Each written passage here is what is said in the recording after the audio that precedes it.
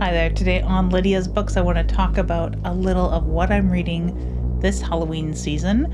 I'd already talked about the books I'm reading, and I'm halfway through that list, but I also got out and picked up some new books from the library book sale. The library book sale, I thought, and I was sort of right, would have a hell of a lot more October-y, horror-y, spooky reads for October. The last month, it seemed to be a lot of crime fiction for whatever reason. It was just a lot of crime and thrillers, and it was like overrun. There was not a horror book to be found. In the last two visits, I've hardly picked anything up. Except for neat classics, really, there hasn't been a lot of horror. And when we first started going, I was taken aback with the amount of horror that I was finding at the library book sale. So I had my fingers crossed this time around, and there wasn't a heck of a lot, but you will see I found some special horror for me.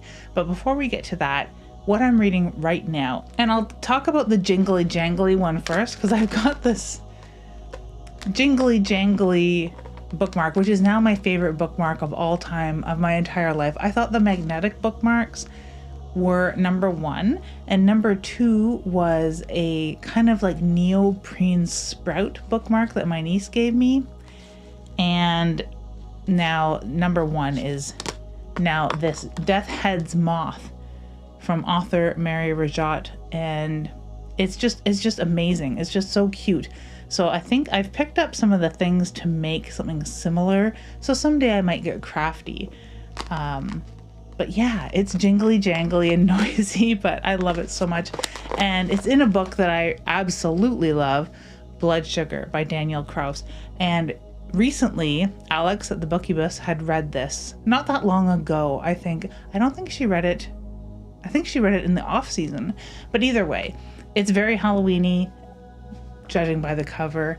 And it's very, very dark. And it has this real Clockwork Orange feel to it in the language that's used and the subject matter. It's extremely dark, and it deals with these three kind of street adjacent kids that hang out with the street involved.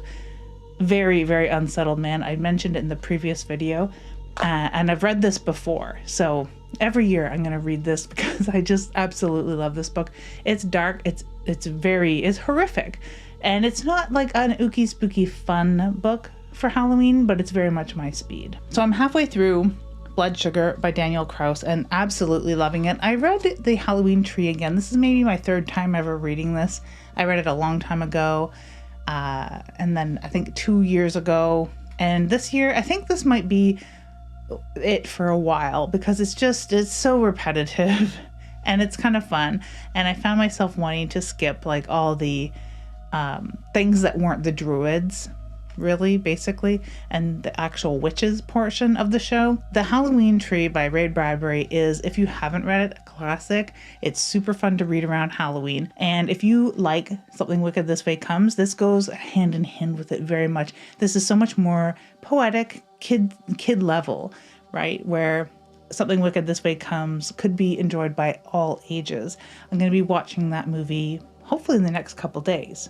But this is fun too. I think there's an animation for this too I haven't seen. Maybe I'll seek that out this year. Once I'm done reading Blood Sugar, I'll carry on with the books that I'd picked out for this spooky season.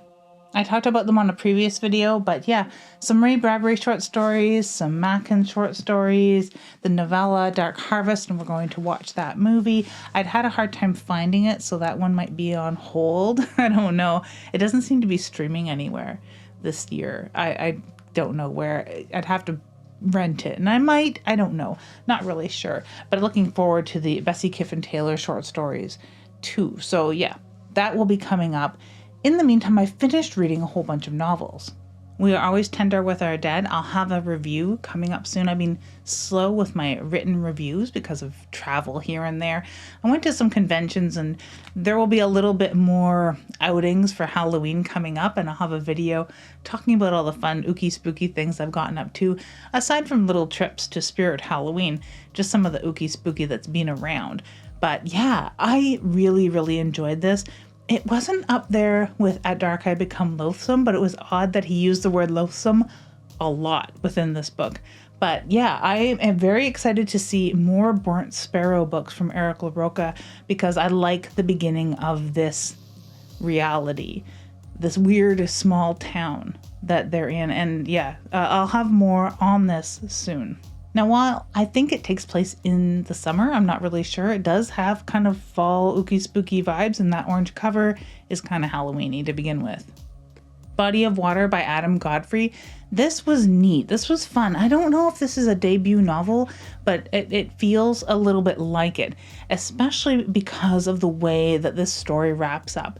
It's good and it's fun, and I liked the monster of the water. The body of water, is water that's sort of stalking them. So if you enjoyed something like It Follows, where the creature or monster is sort of vague and it's very dangerous, but it's hard to articulate what it is, or, you know, you're not even really sure how to deal with it, I think that you would enjoy this, because I had a lot of fun with them trying to figure out the properties of this monster. And I do like that about man versus monster, but it's like man versus nature all in one, where it's not just them up against a storm that doesn't have a personification.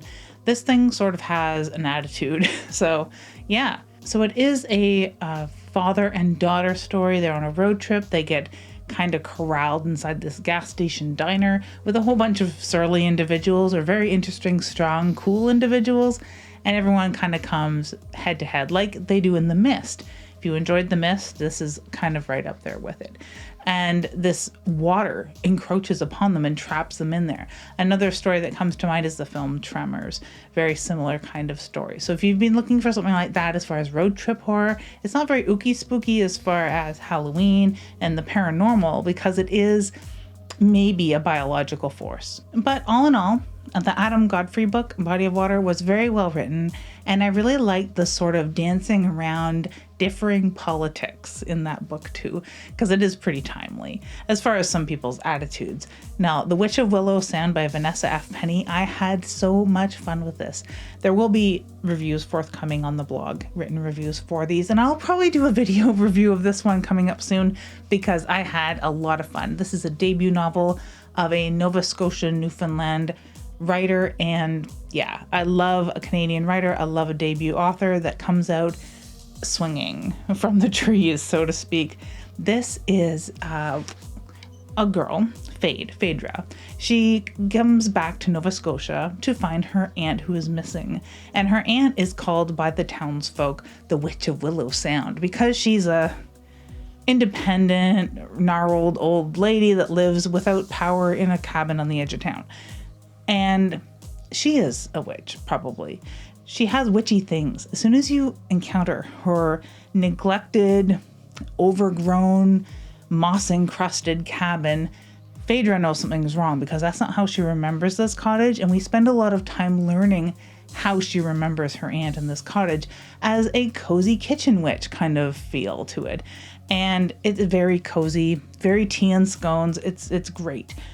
But what she's seeing is full-on rottage core, if you're familiar with that subgenre. I wanted The Girl in the Creek to be rottage core, and it is to a certain extent, but it was far too YA for me, if you recall.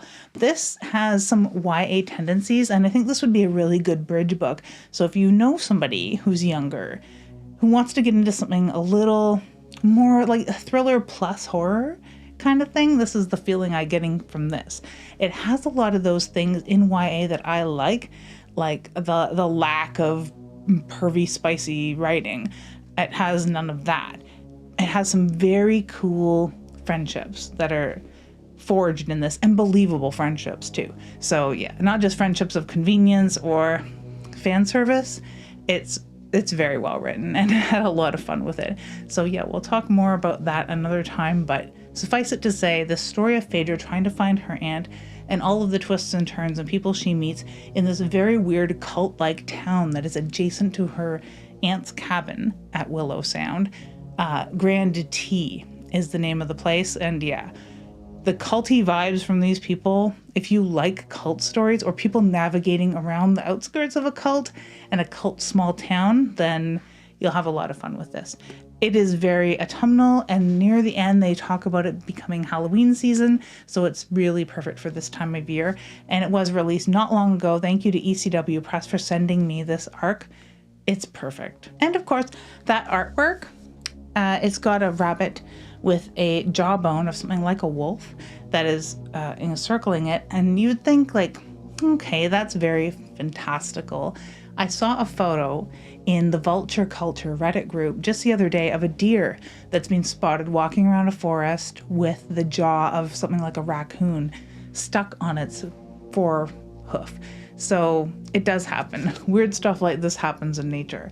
It was just too fitting to not mention. Okay, on to a small haul. I'll have a small unhaul coming up soon because I'm getting rid of a little stack of books, and I did it around this time last year. And oddly enough, I still have those books sitting in a box. So I've added a few more books that I'm getting rid of. But yeah, I picked up a couple to make up the gap. Not that I'm into making up the gap, of course, but I'm into buying some really cool books. DJ Valdron is from Winnipeg, Manitoba, which is cool. I've not read a lot of authors out of the prairies. So yeah, Squad 13, Worse Than Death. I heard him speak on a panel, and he was talking about how he was taken aback because recently he was pegged as a splatterpunk, if not very close to splatterpunk style of writing, because there are some very brutal scenes in this book. And the reason he was taken aback, because he was like, yeah, it's very gory. And the more I think about it, the gorier it seems. But there is more story there. But then I'd venture to say that it is exactly splatterpunk because there is a story there. And splatterpunk often has a lot more socio-political statement. It's not just extreme horror where it's about having the gore and guts on the page. There's a reason for this gore and guts, and there is. But it's also really fantastical. If you're a horror movie fan, you might like this. This is a world where not only do all of the horror movie greats exist, and their names have been slightly changed to protect the innocent, they're also conscripted as super soldiers in the army to fight against this zombie apocalypse. And it's fantastic. Just that premise alone sold me. And I didn't realize that he was talking about the same books, that when he talked about all these movie monsters being conscripted as super soldiers, that was also the book that was called Splatterpunky. So when I went to talk to him at his table, I had to scoop this up immediately. I'm really enjoying it so far, but I'm putting it kind of aside because I've got all this other Halloween stuff I wanted to read. So once I'm done that, I'll pick this back up. Hopefully the very beginning of November. At the library book sale, I got other things first. And while we were waiting for something else to happen that we ended up doing, there was a larger room of more books that you could go into by appointment, but we didn't want to wait 40 minutes before our time would have come around, so we left. But while I was doing that, I checked out the kids section and found a whole bunch of Nancy Drew. Now, I often see Nancy Drew, like I'm sure you do when you're in a used bookstore, and it's often full sets. And I don't really know if I want a full set, but I do want some Nancy Drew. But I never want to break up those sets. But then I often see like random Nancy Drews, but it's never like from the beginning. So I had lucked out that they had 1 and 2 and like 4 and 10 and 13 and 35 and just some random numbers. So I thought, you know what, I'll get 1 and 2. Now these aren't original. These aren't 1930s versions. These are 1959 rewrites. So they've written out a little bit of the length. I think there's like 20% less according to Wikipedia. And from what I understand, even though I don't think they mention it on Wikipedia, they've written out quite a bit of the racism. So maybe some sexism too, or they put in extra sexism. You never know. It's 1959. So yeah, I wouldn't mind the 1930s versions. We had a few of those when I was little, but these are the ones I mostly grew up with. And yeah, so we've got The Secret of the Old Clock. I've read this a couple times. The Hidden Staircase.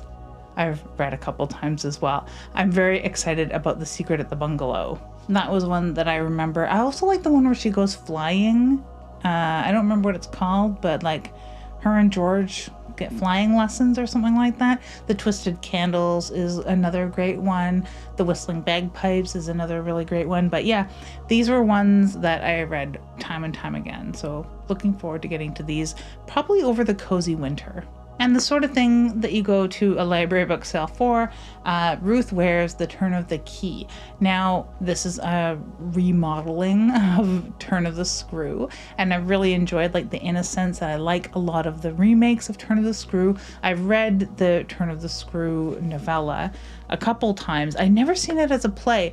Apparently it was here as a play a couple times, and it was performed in a historical site, so I would have loved to see that. But yes, I've heard lots of good things about this. I never picked it up because it's a thriller. I wasn't interested, but it is a smart home thriller, and I didn't know that. Now I know that, and I'm very interested. Not that I have like a smart home. I don't have that kind of money to play with gadgets, but I do like automation. I like yelling at Google when I'm playing Diablo, when I'm trying to list all the places I find goblins.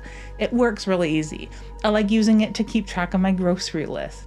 I like my lights turning off and on as I need them. I like being able to set the lights in here when I'm filming to the filming setting. I like the light thing that has come with my lights for Halloween that sets everything in pumpkin colors. It's kind of cool. I would like more automation, actually. I really do wish that I had blinds that were automated, but there's where you get into the money problem.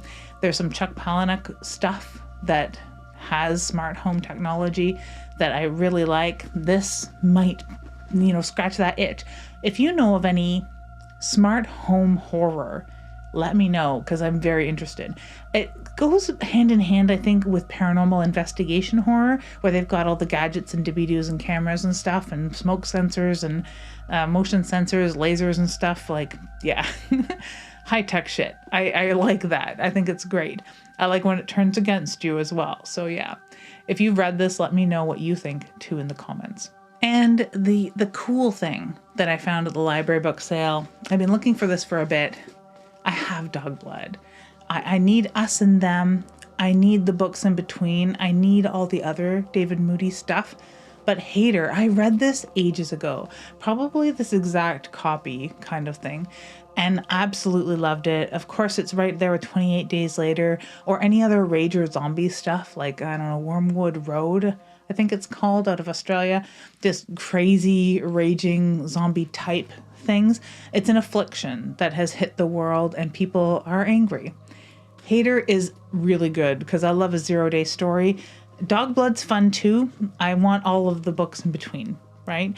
David Moody's a really good writer, and this was the book that really kickstarted his career in a roundabout way because it didn't take off. It didn't go anywhere. No one bought it. No one published it. He self-published it, and from what I understand, was selling it out of the trunk of his car when he was discovered. And yeah, he's not a household name, and he really ought to be. If you're looking for zombie stuff, if you really have enjoyed the 28 Days or 28 Months or what have you films that have come out, then give this a shot if you haven't already. But yeah, I was so pleased to find this, and like a library sale, everything's $1 or so. I was very pleased because these aren't ex-library copies, they're used copies, just donated, probably used books. And this was the horror happening. This was the horror I'd wanted to see from the library book sale the last little while. And there might have been a little bit more. We were there about an hour late, and it does open with a bang, and there's too many people there right away. So I like waiting a little tiny bit, but I kind of wish I would have been there right off to see what else there was. I didn't take a photo, but there was a $20 copy of Animal Farm, a classic copy with illustrations. It was gorgeous, and I almost bought that. We'll see if it's there when I go back. But yeah, David Moody. Hater is a dude that is on his way home from work, not, in the best mood. Things aren't going too well with his wife.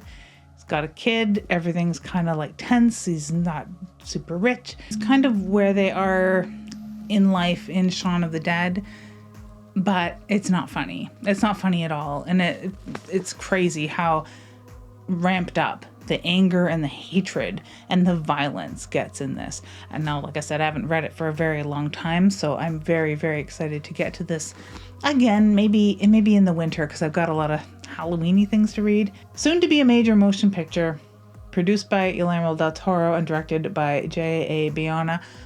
It hasn't been yet. This has been in the works for so long, so long.